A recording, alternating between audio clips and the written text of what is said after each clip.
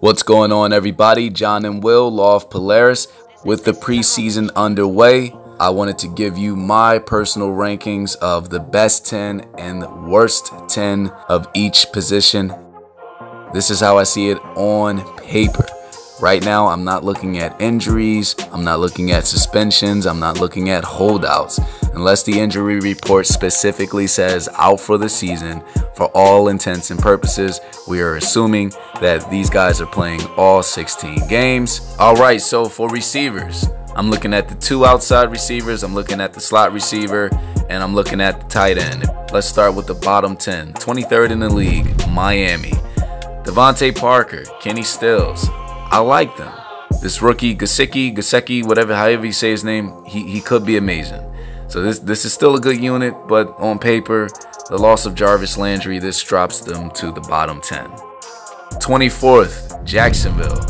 Why did the Jags get rid of the 2 Allens? I mean, neither of them are Julio Jones, but Blake Bortles had a good rhythm with these guys. So, you know what I mean? Marquise Lee, Keelan Cole, I don't know. We'll see. 25th, Dallas.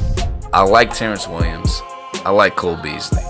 But can they carry this offense? Allen Hurns, I don't know. Say what you want about Dez, but him being gone is a major loss, and they don't have Jason Witten. It's going to be a hurt piece for Dak Prescott. 26, San Francisco. Pierre Garçon is 32 years old. He's over the hill. Marquise Goodwin, he's not a number 1 or a number 2 in my opinion. 27th, Seattle. You lose Jimmy Graham. You get rid of Paul Richardson. I don't trust Tyler Lockett, and Doug Baldwin is just good. He's good. He's not great. 28th, Jets. Look, I like Robbie Anderson. He showed us a lot last season. Also, Quincy Enunwa's back. He looked really good in 2016. But I mean, on paper, I just can't put them any higher than 28th in the league. 29th, Buffalo. Kelvin Benjamin did absolutely nothing in 6 games with the Bills. He hasn't really done anything since his rookie season. And outside of him and Charles Clay, they got nobody. 30th, Arizona. Fitzgerald is the only reason the Cardinals aren't 32nd on this list. The man is not human. Outside of him, the whole receiving core is trash. Well, with the exception of Jermaine Gresham if he does play this season. 31st, Chicago. You got 2 teams, number 3 receivers as your starting wideouts with Taylor Gabriel and Allen Robinson. You got Trey Burton, the Eagles' 2nd string tight end, as your starter.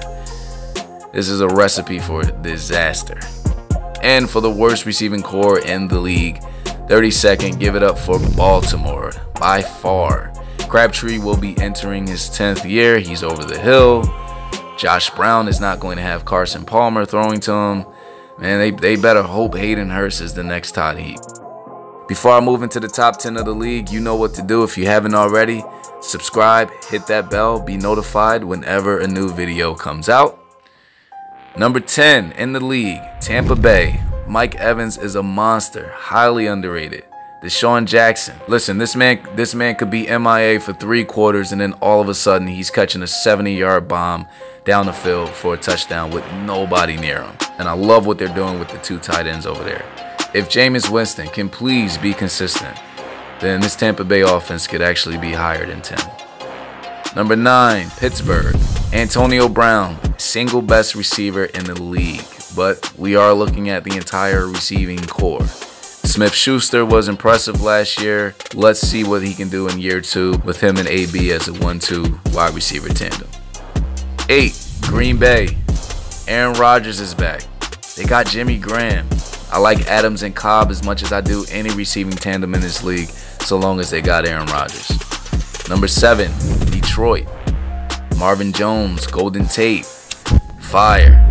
And let's not forget about Galladay. I think he's going to have a breakout year in his 2nd season. Number 6, Kansas City. Look, Tyreek Hill and Travis Kelce, that's enough to make any receiving core elite. But they throw in Sammy Watkins, love it, fire. Number 5, Oakland. Jordy Nelson and Amari Cooper is going to be a problem with Derek Carr throwing to them. You also have Jared Cook at tight end. To me, best receiving core in the AFC. Number 4, New Orleans. Cameron Meredith would have been a star for Chicago. He was injured all of 2017. Why the Bears let him go is beyond me. If he's healthy, him and Michael Thomas, Ted Ginn, and that speed, it's going to be crazy. Number 3, Philadelphia. Yes, Mike Wallace is an upgrade. Alshon Jeffrey is still a beast. Nelson Aguilar in the slot showed us what he can do last year. I think he's going to be even better this year. And Zach Ertz is the best tight end in the NFC. Fire. Number 2, Atlanta. Listen, Calvin Ridley, to me, he's going to be a superstar. Him, Julio Jones, Mohamed Sanu, it's going to be crazy. And for the best receiving core in the league, this is not up for debate. This is the best. They upgraded at quarterback. Mark my words, Adam Thielen and Stephon Diggs will both be over 1,000 yards receiving this season. Minnesota, best in the league. Fire. Thank you all for watching. Let me know what you think in the comments. I'm always up for a friendly debate. Can't wait for the season to start. More to come. Stay tuned.